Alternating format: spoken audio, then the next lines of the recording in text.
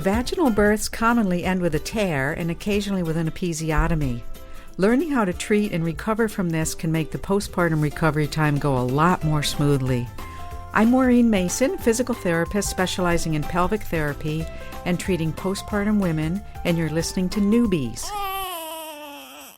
He's gorgeous. It's a girl. Surprise! The whole family's here. So when are you having the next one? It's just poop. Ready for another? Wow, you look really tired. Ready to go back to work? Yellow poop? Seriously? Did you sterilize this? Sex? Now? You've got to be joking. You should sleep when the baby sleeps. She doesn't look anything like you. I thought you already had your baby. I did. Babies don't come with instructions, so there's Newbies, helping new moms and new babies through the first year. Welcome to Newbies, broadcasting from the Birth Education Center of San Diego. Newbies is your online, on-the-go support group guiding new mothers through their baby's first year. I'm your host, Kristen Stratton. I'm also a certified birth doula, postpartum doula, and owner of In-Due Season Doula Services. If you haven't already, be sure to visit our website at newmommymedia.com and subscribe to our weekly newsletter. You can also subscribe to our show through iTunes, so you'll automatically get new episodes when they're released. Sunny's here to tell us about other ways you can participate in our new show. Hey everybody, thanks so much for listening to Newbies today. We have a few ways that you can participate in the show. Newbies has a Facebook page, we have a Twitter page, and we're always posting different articles that we see, different conversations that we're having here in the studio, so be sure to visit those pages, like them, follow them for the latest information on Newbies. Also, if you want to be part of the actual podcast, you can do that in a couple different ways. We have a couple segments that we're always looking for people to participate in. One is called our Ask the Experts segment. And that is where you can ask our experts any questions you have. I'm sure you have a lot being a new mom, so feel free to submit your questions through our website at newmommymedia.com and we'll get them answered. And another one is an oops, we call it like mama oops. It's the stuff that happens, the funny stories that you have as a new mom that happen to you and your baby where you're like, oh, this is going down in the record books as a funny situation. If you have those kind of funny stories you want to share on our show, you can do the same thing. Go to our website, send us an email. We also have a voicemail line that you can call, so no one's actually going to pick up the phone. You just leave a message and we'll use your recording on the show. And the number for that is 619-866-4775. So today I'm actually going to be participating in our conversation. So go ahead and introduce myself as a panelist and then we'll learn more about the other people in the room. So I'm Sunny, I'm producing today's show. I'm also the owner of New Mommy Media, which not only produces Newbies, but Parent Savers, Preggy Pals, Twin Talks, and the Boob Group. And I have 4 children of my own. My oldest just turned 5, and then I have a 3-year-old, and then I have twins that are 21 months. And so my first son was a vaginal birth, and I did tear. So I do have some experience with this. All my other children were C-section babies. Okay, so let's see, Serena, tell us a little bit more about yourself. Hi, my name is Serena Salinas. I am 33. I am an attorney as well as a yoga instructor. I do Mama and Me classes. I was pregnant when I went through my yoga teacher training, which was a really awesome experience. I have a daughter who is 8 months, and she is my one and only child as of now. People ask if I'm thinking about having another. I'm just trying to survive this one.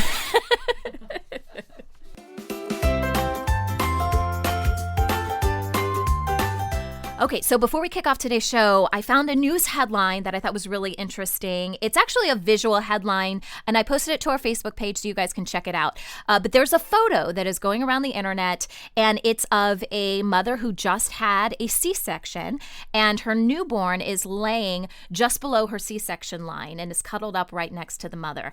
And over 11 million people have viewed this picture on social media, and it's getting a lot of good feedback, but at the same time, there are some people that don't appreciate the photo as much as others. It's been liked on Facebook by nearly 200,000 people. The people that appreciate it or are moms that either have had a C-section or had a birth that maybe didn't necessarily go their way, but they can appreciate the birthing process, and however you get your baby out, you get your baby out. And, you know, in this particular situation, the baby, it had to come via cesarean. It was a situation where a cesarean saved the baby's life. And so that's why the mother wanted to capture capture this image. It is a black and white image, I should say, because sometimes that comes off a little more artistic than color images, and sometimes people aren't offended as much by black and white. But yeah, so I wanted to show you guys this image, get your take on it. The people that don't like it are calling it pornography.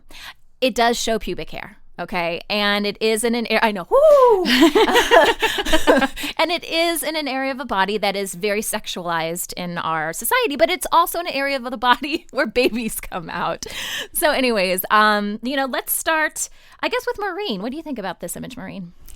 I think it's a beautiful picture because there's the area of the womb with the incision that's healing well, and the baby's head is resting against what I recognize as a pubic symphysis, the pelvic bone.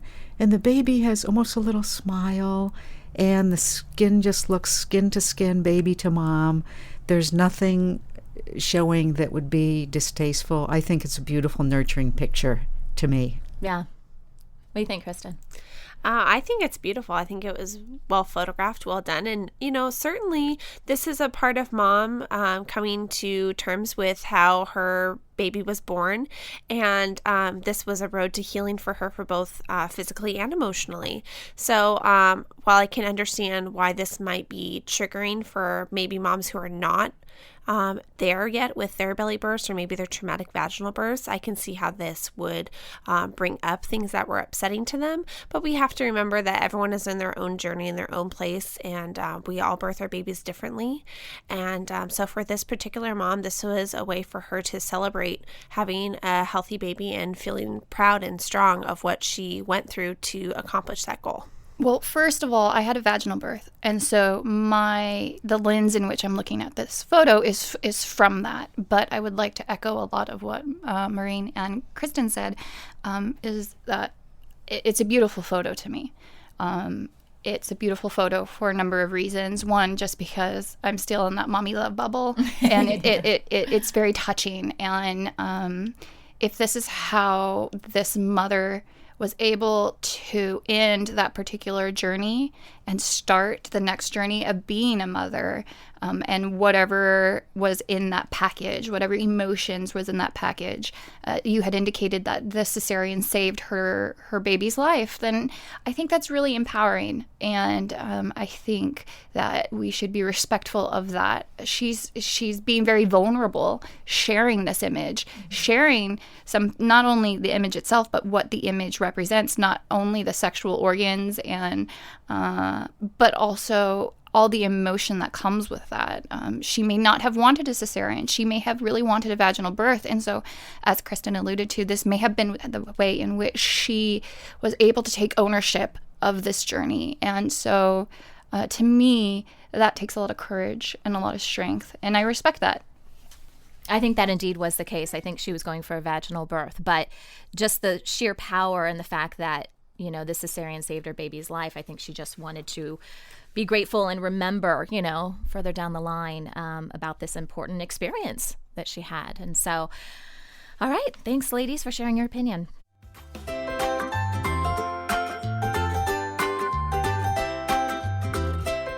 Today on Newbies, we're discussing tears and episiotomies following a vaginal birth. Maureen Mason is a physical therapist specializing in pelvic therapy. Thanks so much for joining us, Maureen, and welcome to the show. Thank you, Kristen. Maureen, when women come to see you to help recover from a vaginal birth, what problems are they typically experiencing? They're kind of in a state of bewilderment sometimes. Why are they in physical therapy? Because people tend to think of us as the shoulder, back, knee, that sort of thing. So the first thing is explaining what we do, and we simply bring out a model of the pelvis. Here are your muscles. Here are your labia. Underneath those, you have this urogenital triangle. That's your surface equipment. And I empower women to map and understand their own body. A woman cannot see her perineum, right? And a woman does not understand that these are muscles that have so many different functions. We do a lot of mapping of the perineum, where there's tenderness, where there's pain. There can be simply a little scar and it's a little uncomfortable, and we teach some myofascial release, do some selective soft tissue mobilization. Or it can be more extensive, and it can cause quite a bit of pain and need more care. Can you explain some of the physiology of the pelvis and the perineum and how they are affected during a vaginal birth? Yes. So first of all, the bones, the bony support of the architecture of our pelvis, the symphysis pubis in front, separates a little bit or a lot, and then it comes back together, or not so well, right? So we have the abdominals and the back muscles helping with the glutes and the deep hip muscles and the pelvic muscles all holding the bones together. So we have the bony architecture that should be a little flexible but also solid enough for walking. Then the pelvic muscles themselves, imagine 3 sets of mixing bowls. Imagine a wide, large mixing bowl. That's your deepest, most internal pelvic muscle group, okay?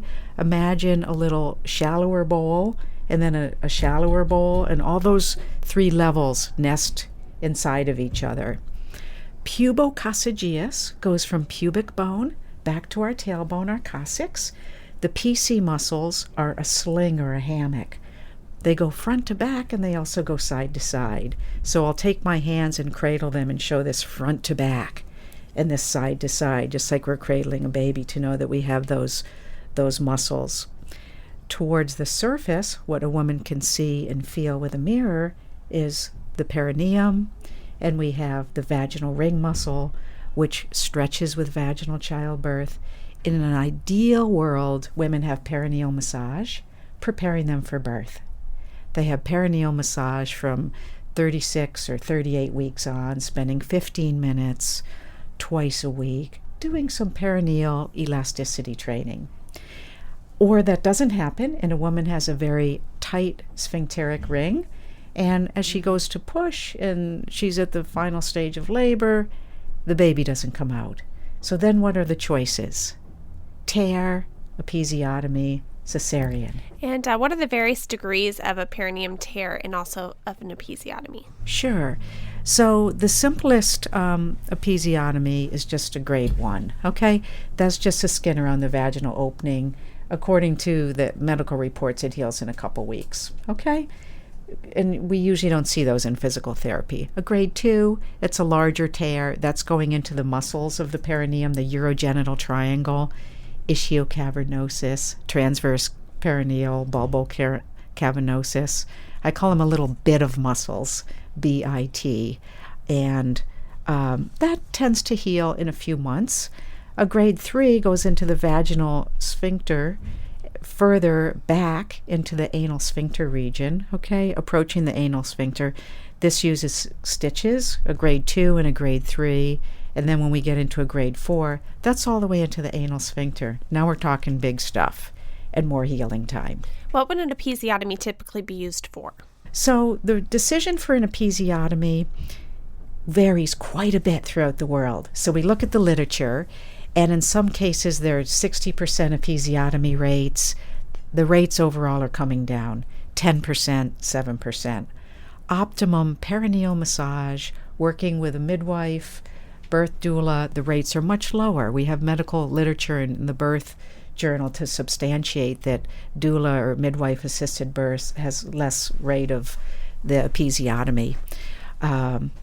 If the baby's heart rate's dropping suddenly, if the mother is completely wiped out, the mother's pushing forever, and the baby is crowning forever, and the mother's blood vessels are breaking and her eyes are popping, and the baby's not coming out, Ayuda, help, please, So, and it's an alternative to a cesarean. Okay? And then I don't know of a rating system for the tears. It's probably similar. But when you look at what happens, tears are usually better than the episiotomies. The episiotomies in the literature, medical literature, episiotomies tend to have more pain with sex and more bladder problems than the natural tears. Where's it going to tear? Where it's weakest. Where's it going to be cut with an episiotomy? Usually right down the midline or to the lateral. That's the anchor into the perineal body. Perineal body's like a figure of 8 from the vaginal to the anal sphincter. And that perineal body, that's your muscular base. Why would some women prefer to tear versus an elective episiotomy? Right. Women would prefer to tear because they're not getting what medically actually is looked at as a laceration when the doctor's cutting with a knife. They'd want their own birth canal to open up on their own. That being said, some women come to physical therapy and they've had extensive tears that then have ended up requiring stitches as well.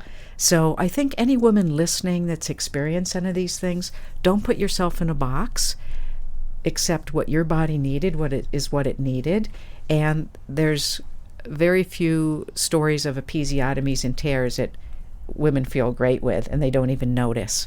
However, I have had some clients share their episiotomy story or their tear with someone, and they say, well, that didn't happen to me, and then the woman feels bad. So we want to naturalize that there's quite a spectrum of things that happen. When a woman has a tear or an episiotomy and has stitches, what can she do at home to help feel better and to aid in her recovery?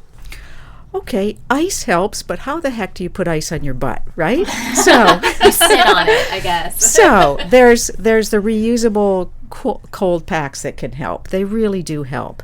A wise woman, mom of 4, told me to take some menstrual pads, get them wet, wrap them in saran wrap, and put them in the freezer. I was glad I had them when I came home. Yes, they melt. You better be sitting on a towel, right? So ice can help.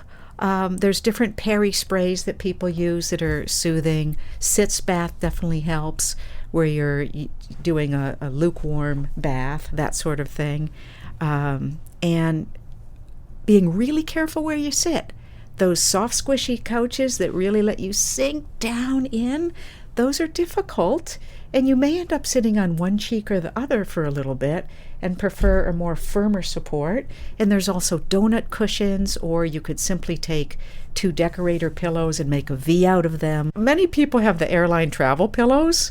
Some women might sit on that for a few minutes. You know, they're rather plump.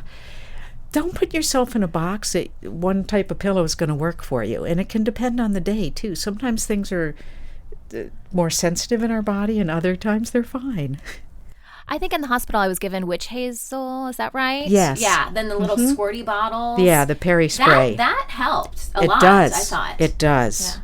And what about you, Serena? What has your experience been? So I feel like I was fortunate. I really love my birth story because there was a lot of anxiety before, because I didn't want tears. I didn't want episiotomy, but I had 3 small tears. And at that time I was just like, I don't care. Just get my love bug out of me. I can't deal with this anymore. And my 3 small tears included 2 within the vaginal canal. And then I'm not quite sure what the correct anatomical term is, but at the base of my vaginal canal on the outside. And so I had 3 small stitches, and I used witch hazel. I actually used the witch hazel pads to dab after using the restroom. But when you, Maureen, was talking about the pillows, I actually used my daughter's boppy, the boppy that I had. I was like, oh man, I should have gotten 2 of these, one for me and one for my daughter, because the boppy was perfect for me. I was able to I was able to move it to whatever was sensitive on that day. My doula provided me with a tea as well that I used in a peri bottle. Wonderful. Immediately. So when I was at the hospital, we made some, and I used it. And I used it for the first month and a half. And that was really helpful for me. So I tag teamed my tears with the witch hazel as well as the tea that I had. Wonderful. Yeah. As far as my experience is concerned, so I have 4 children, 3 pregnancies because I have a set of twins. But my very first birth that I had, my son, I had a 2nd-degree tear. I don't think they told me a lot about where it was. I know you're talking about in the canal. I don't think they told me that. I think what they were referring to is just on the outside. So it was painful, but like I said, I used the witch hazel, and I think it was a spray. Did they put it in a spray? Does anyone know? Like a spray, and then obviously those beautiful, whatever linen underwear they give you in the hospital. Those are really comfortable. They are kind of. They're You really never find them at comfortable. Victoria's Secret, but No. But yeah, and then they had these really long pads and stuff, and I just remember having to do that, multiple times, and it was kind kind of a lengthy process. But I continued to do that even after I left the hospital and I went home. My case is a little bit different because I had extreme incontinence after that birth. So I had a totally different aftercare experience simply because of that, because I had like no control over the urine that was coming out. And so, but I, did all the sitz baths that you were talking about, and that seemed to really bring a lot of comfort, just because when you have urine combined with a tear, it burns. is the worst burning feeling Burns, ever. yeah. And Sunny, thank you for sharing your story, because it's just, we have quite a spectrum in the room here of what women experience, and we are so good at keeping things private and being tough. And women actually suffer silently a lot with these things. It's true. Yeah. When we come back, we will continue our discussion about when to think about getting intimate with your partner after recovering from a tear or episiotomy. So stay tuned. We'll be right back.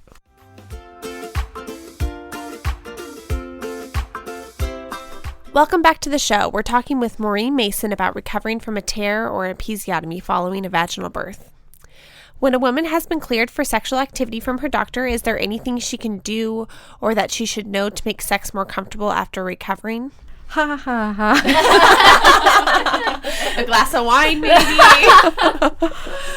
Okay, let's imagine that men have gotten 4 hours of sleep for a couple weeks, right? Let's imagine their equipment hurts, and let's approach them as soon as they put a baby down, right? So nobody tells you, but things change. The woman has, you're juggling, right, with the husband and the baby, and your pelvic tissues, when you're nursing, you're not getting your estrogen and your progesterone, so the vag can hurt. The tissues can become tender. If, when we're nursing, we're not getting our cycle and we're not sleeping, the libido can disappear. So we love to talk about sex. It's a fascinating topic. But when a woman has no libido, that starts a problem right there. Okay? So sleep deprivation, sleep hygiene is number one for a woman having a good sex drive. And men loading the dishwasher, baby care, that sort of thing. Specific for the EPs or a tear site, lots of warm-up activity sexually, keeping clothes on, letting that natural lubrication happen, and then exploring different positions for comfort. What might have been comfortable in the past might not be comfortable now. One strategy is for a woman, for vaginal penile, to control the rate and depth of penetration specifically. And have date nights, okay? But don't have a date night and go out for a big dinner and be sleep exhausted, deprived, and then think you're going to come home and have sex for the first time, because you're going to fall asleep on a full stomach. That sounds good to me right now. I was actually going to say, that doesn't sound like a bad date night at all, actually. Yeah, that sounds fantastic. Sorry, honey. But we can also look at sexual intimacy as any touching or cuddling that is private and intimate between a couple, okay? So much we think of sex as one particular act, but really the sexologists, sex therapists consider a whole spectrum of activity that makes things more fun. And I tell a lot of my patients that might be a little shy here or tired, keep your clothes on, go back to some of that cuddling to start and see where it takes you. Sometimes take intercourse off the table and start with some other things, maybe something for your partner, if the woman's libido is low, or the libido may be high too. And when should a woman consider a visit to a pelvic therapist? If you've possibly explored pelvic perineal massage on yourself, okay, contacting the tissue, maybe looking in a mirror. Most women are shy and uncomfortable visualizing their tissue. We want you to picture flowers down there. This is an elastic accordion type structure, the vaginal walls. It is the birth center, and it's a beautiful part of the body. So the self-talk is important. When there's continued pain, come on in. Most of the grade 3s and 4s would really benefit from the pelvic physical therapy. Not only could there be pain at the perineum, there's most likely some associated problems, such as Sunny mentioned, perhaps some bladder problems, could be bowel problems. Pelvic prolapse also, that's when things are too low. This can happen and cause some pressure, heaviness, that sort of thing. And then in the beginning I mentioned pelvic girdle pain, the joints being out of alignment, that sort of thing. So come on in, get a screen, get checked. You might just have a couple visits, or you may want more support, building up for athletic training type functions too, that whole process. You know, I think we almost do ourselves a disservice as women because we're told before we have babies that, oh, once you have a baby, you're going to have some bladder issues or there's stuff to expect, right? And that might be true. But then after it happens, I feel like a lot of women just think that that's just part of having a baby and you just deal with it. Whereas there are things that can be done. Like you really don't have to, pee a little bit every time you laugh. I mean, and I think, going to see, even if it's just an initial consultation, just going to see, someone to kind of tell you what's happened to your body since. Mm-hmm. I think that's invaluable knowledge just to know, because your body, we say this a lot, but it's true. Your body is never the same after having a baby. And it doesn't mean it's bad. It means it's different and you got to adjust. Yeah, exactly. Knowledge is power. Yes. Panelists, when did you feel ready to continue your everyday activities following your birth? Well, I know for me, I was, I'm an anxious person. And so I immediately wanted to start walking up and down the stairs in our apartment. And it took, my boyfriend was very adamant about making sure that I sat down on my boppy and I didn't move. And so it actually took a lot of self-discipline to stop me from moving because I wanted to just jump back up and I wanted to do the dishes and I wanted to feel productive around the house. And so I actually had to temper that desire to get back into my routine. Little did I know or fully understand that my routine was going to be very different because I had my daughter. But to get to the heart of the question of when I actually was able to get back to the daily routine or just to activities, it would have probably been about 2 months, in all honesty, maybe even a little longer, to get to the function where I could walk or jog without peeing a little, where I could physically exert myself and not have to worry about, I peed a little, or where I was able to laugh without losing, some pee. So I would say about 2.5 months, and it probably would have been less if I would have just sat down and enjoyed being still rather than having to temper myself from, getting up and doing the dishes or getting up and watering the plants. And I felt the need to lift things that were heavier than what my doctor had suggested. And again, that was my own personal thing where I felt like I needed to clean the house or whatever. But it took about 2.5 months. I think mine was different depending on the birth. Like with my first, I was just so flooded with what is going on with my body. People say you're supposed to pee a little, but I can't control anything. And then I was going to see a urogynecologist on a regular basis, and he was talking about surgery. So that first birth to me was I was just so focused on how do I feel somewhat normal, not even what can I accomplish. It's just, literally I was changing my newborn's diaper, and then I was having to change my own diaper. I was seriously wearing Depends. It was crazy. So mentally, I was just in a very weird, crazy place that I was really just trying to care for myself so I could care for my baby. But I would say with the subsequent pregnancies and births, mentally, I think I bounced back pretty quickly. And with the C-sections too, my body was pretty good about recovering from those and me hopping back pretty quickly. Having your own business, it's tough. No one's really going to kind of do all your work for you. So you kind of have to kind of jump back in a little bit. But I always did give myself those first 6 weeks. I was just you know what? Once you have more and more kids, it's you really value that time to just, I always tell women, I'm stay in the hospital. If you have a hospital birth, just stay there as long as they'll let you stay. Because when you go home, it's totally different. You don't have people waiting on you. And especially if you already have a kid at home, right? So I was pretty good about, holding off. But I would say, definitely for those first 6 weeks until you're able to see an OB or something like that, then That's kind of what I did, at least. Thank you so much, Maureen, and our lovely panelists for chatting with us today about recovering from tears and episiotomies. And for our Newbies Club members, our conversation will continue after the end of this show, as Maureen will share techniques about preventing and reducing the risk of tearing or needing an episiotomy. For more information about the Newbies Club, please visit our website at newmommymedia.com. Okay, it's time for a fun segment we have on the show, and it is called Baby Oops. And I love today's story. This comes from Jenny of New York. And Jenny says, when I brought my second son home, my oldest son was 3 years old. I was holding the new baby in front of me and talking. I said, "Aren't you hot to trot?" Suddenly, my normally calm 3-year-old hit the new baby upside his head. I was shocked. I put my baby down and drew the 3-year-old closer to handle the situation. His answer? "Mommy, he's not hard to chop." Thankfully, baby was not hurt, and the 3-year-old was innocent. I'm very thankful they're very close even to this day. So, Jenny, thanks so much for sending in this story. If you have a funny baby oops you want to share with our listeners, please send us an email through our website at newmommymedia.com.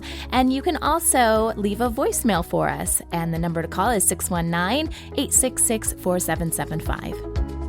That wraps up our show for today. We appreciate you listening to Newbies. Don't forget to check out our sister show, Preggy Pals, for expecting parents, Parent Savers for moms and dads with infants and toddlers, the Boop Group for moms who breastfeed, and Twin Talks for parents of multiples. Thanks for listening to Newbies, your go-to source for new moms and new babies. This has been a New Mommy Media production. The information and material contained in this episode are presented for educational purposes only. Statements and opinions expressed in this episode are not necessarily those of New Mommy Media and should not be considered facts. While such information and materials are believed to be accurate, it is not intended to replace or substitute for professional medical advice or care, and should not be used for diagnosing or treating healthcare problem or disease or prescribing any medication. If you have questions or concerns regarding your physical or mental health or the health of your baby, please seek assistance from a qualified healthcare provider. New Mommy Media is expanding our lineup of shows for new and expecting parents. If you have an idea for a new series, or if you're a business or organization interested in joining our network of shows through a co-branded podcast, visit newmommymedia.com. Hey mamas, don't forget to check out Mighty Moms. It's our online community built for new moms just like you. Not only can you connect with other moms, but you can also join us backstage for special mom-only online events. And you'll also be notified when we're recording so you can join us as a special guest. Visit our website, newmommymedia.com, and click on the Mighty Moms banner. It's free. That's newmommymedia.com. See you there.